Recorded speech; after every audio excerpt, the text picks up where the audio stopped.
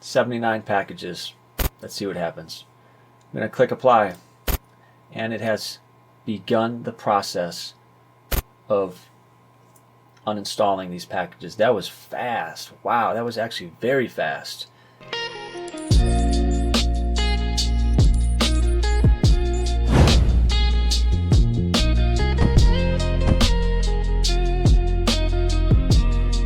In the previous video, and if you have not seen that, go check that out. We took a look at a tool called UAD-NG. This is the Universal Android Debloater Next Generation. It's a really cool tool. It's essentially a debloating script or a debloating tool. It's written entirely in Rust, and it leverages ADB. I sort of blindly ran UAD-NG solely off of the information provided to me from the wiki. I used the default recommended removal definition, and in one click it removed 79 Android applications from my phone. I was kind of curious to see what would happen. I knew if I ran into issues that I could do a factory reset, so I wasn't that worried about it.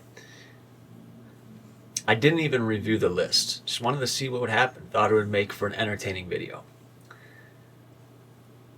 Then I started using the phone for a couple days, and that's when I started to really notice all of the issues. So period, point blank, if you're going to run that script, if you're going to use UAD-NG even just with the recommended default removal definition, you probably want to review that list very closely and perhaps unmark some of those applications that will be uninstalled, because it is going to remove the default launcher, the default file system app. It's going to remove your browser. It's going to remove things like YouTube, Gmail, Google Maps, and a host of other things that you might want. So review it first. Don't just blindly run it like I did. That was entertaining, but it wasn't the smartest decision I've ever made, and it wasn't the dumbest decision I ever made neither, because it actually prompted what I am getting ready to show you guys, and I learned so much from it. If your focus is more on the de-googling side or the semi-de-google side, and you do want to get rid of some of those apps that probably are a little bit privacy invasive, then you need to go get some to replace it. You probably want to do that first. Come to find out, this is not an easy decision, because you have different sources. F-Droid, a very popular one, and you do have a lot of decent open source applications that you can use to replace these, but it's a matter of, do you want them to be updated automatically? Because if so, then you're going to probably want to actually just install F-Droid, the repository, on your phone and set that up so that it will automatically update this stuff. But I decided to go with Simple Mobile Tools. I'm actually very happy with this suite of tools right here. So I showed this in the last video. This is simplemobiletools.com. They are very simple yet powerful Android mobile apps, and it pretty much gives you everything that you would need. So for me, I kept it just as the name implies. I kept it simple, and I installed 3 or 4 apps from this suite of tools, and that took care of all of the issues that I was having after running the UAD-NG utility with that default recommended removal definition. They do also have a GitHub page. I actually prefer the GitHub page over the main website. So this is what the main GitHub page looks like for Simple Mobile Tools, and you have a separate repository for each one. So if you are going to do this in a way that is a little bit smarter than the way I chose to do it, I would suggest that bare minimum you get the Simple Gallery app. This is so that you can open and look at photos and videos,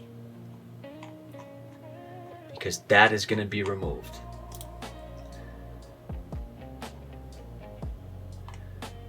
The Simple Launcher app. This is so that you can launch other apps on the phone For me, I have to have my music. My music is very important, so I had to get the simple music player, and it works very well. I am extremely happy with it. The simple file manager, this is so that you can access your file system, as well as other things that you might be interested in doing. Now, one downside to this is that unfortunately none of these apps have been updated in a little while now. So we're talking about over 2 years now, which is a decent amount of time for something like an Android app. So I don't know if everything just stopped on these apps. That's probably the biggest downside. Is none of these apps have received updates in a few years. So there's some tough decisions with this. 100%. I have learned some hard lessons from doing this. All right, so I have my Google Pixel connected to my Kali Linux machine. This is the same one that I used in the last video that we debloated. If I run ADB devices, you can see that it is attached. And I can run ADB shell PM list packages. I'll pipe it into a word count. Gives us a total number, 247 packages. I have added a couple since the previous video, but still we have roughly 70 packages or so that are no longer on this phone. So I'm going to use one of my favorite tools. This tool is referred to as Scrcpy. I'm going to start up Scrcpy with no options. And here is my wonderful Google Pixel. And this is accurate. This is today's date as of the recording of this video. So I'm showing you this to show you what some of these apps look like. So if you're interested in doing what I did, all of these apps that you see showing up in orange, those are all apps from the Simple Mobile Tools repository. And I've been using them for a couple days now, and I'm very happy with them. Very happy with them. All right, now I want to show you guys something. I'm going to open up my Firefox web browser once again. I'm over on the frequently asked questions page for the Universal Android Debloater Next Gen.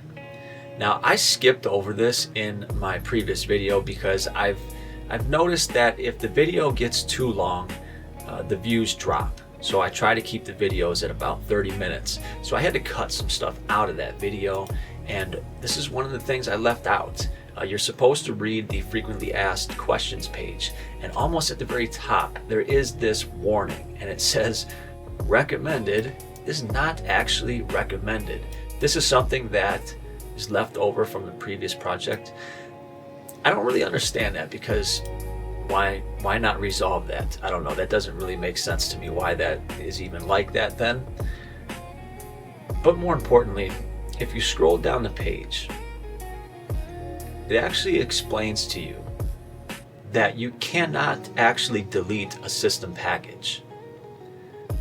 For this particular situation, every single app on that list, every single app in that list of 79 apps, they were all system packages. None of those were third party. That phone didn't have any third party. They were all system apps. This is saying that you can't even delete system apps. Not really. It looks like they're deleted, but they're not really gone. In actuality, what you're doing is you're deleting the data in one partition, and you cannot get access to the other partition unless you're root.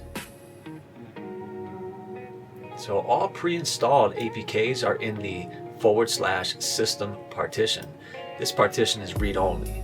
Only the OEM has the right to write to it through updates, unless you unlock the bootloader. But system apps also use another partition. That's the /data partition. This is what is referred to as user space. This is what actually is deleted when we are using UAD-NG.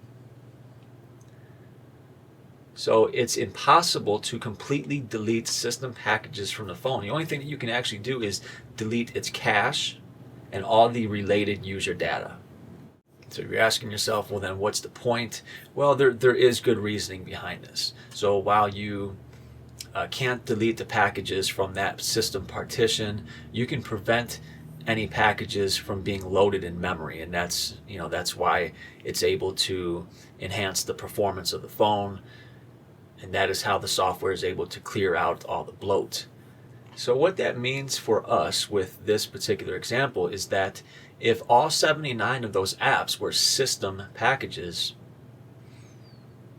then if I don't like the results, and I'm not entirely happy with the results, to be honest with you, after using the phone for a few days, then that means that I should be able to bring all of those apps back to the phone simply by performing a factory reset. And on the home page for the wiki, it actually says underneath the summary, in this particular section right here, it says that the worst thing that could happen is that you remove an essential system package that is needed during the boot process, and this will cause a boot loop. Well, we didn't go into a boot loop, but it says that after about 5 failed system boots, the phone will automatically reboot into recovery mode, and then you have to perform a factory reset.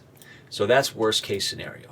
We didn't go into a boot loop, but if you happen to go into a boot loop, it's nice to know that that's an easy way out of that situation. So we don't need to put the phone into recovery mode in order to do a factory reset, but at this point I'm going to perform a factory reset. So if your phone is not in a boot loop, it's incredibly simple to perform a factory reset. You obviously want to make sure that prior to doing this, you have logged out of any very important accounts, specifically Google accounts, because you don't want to end up with a FRP block on your phone. Log out of any accounts before performing a factory reset. But if you were following along with any of the previous stuff I did, like debloating your phone, you probably already did that. Nonetheless, very, very simple to perform a factory reset if you are not in a boot loop. I have Scrcpy up and running so you can see what I'm doing on this phone until it disconnects, because the connection is going to get broken here once I initiate the factory reset. Up at the top of settings, I'm just going to search for reset options, and that takes me right to where I need to be, down here at the bottom. I'm going to click on reset options, and I am going to choose to erase all data and perform a factory reset. Obviously, anything that I have on this phone, like pictures, music, videos, you want to make sure to get all that stuff off of the phone before doing this. So let's go ahead and perform a factory reset, and then I'll meet you back here and we'll see what the results are from doing this.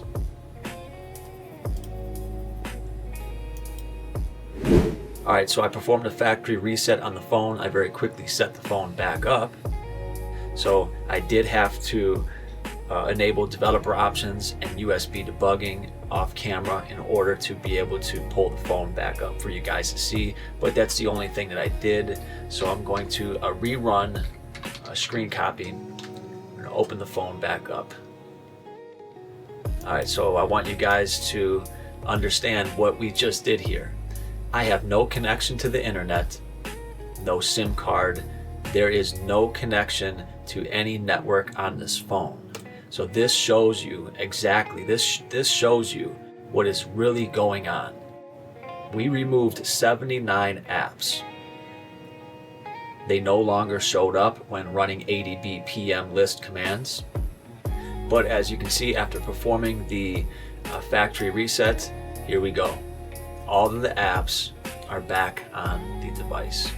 And as you can see, most of these apps are Google apps. These were all system apps that we removed or uninstalled when we ran UAD-NG, and every one of them appears to be back.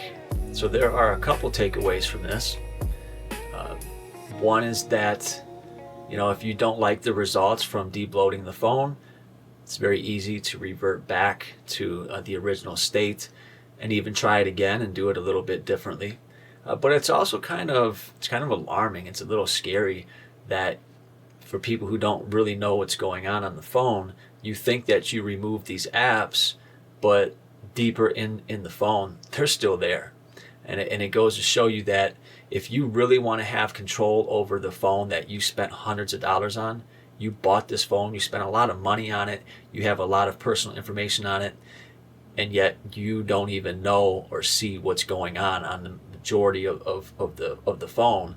If you really want to know and you really want to have control over what's going on, you're never going to get it unless you get root access to the phone. What is the word count? So I need to rerun some of the commands I previously ran so that I can compare the numbers. So if I run adb shell pm list packages and pipe it into word count with a -l, what do we have? Well, we have 321 packages, and if you watched the previous video, that's exactly the number of packages that we had before.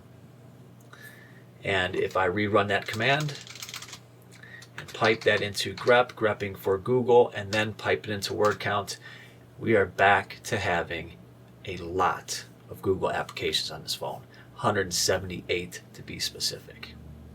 So this is APK Cleaner version 1.0. So it is scanning the device. It's pulling all the matches out. It first validates the projected system state, checks each one of those apps, and it is removing each application. It is now restoring everything back to the phone without having to perform a factory reset. Quit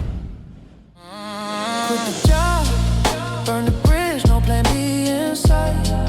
Bet it all on a vision, now I grind every night.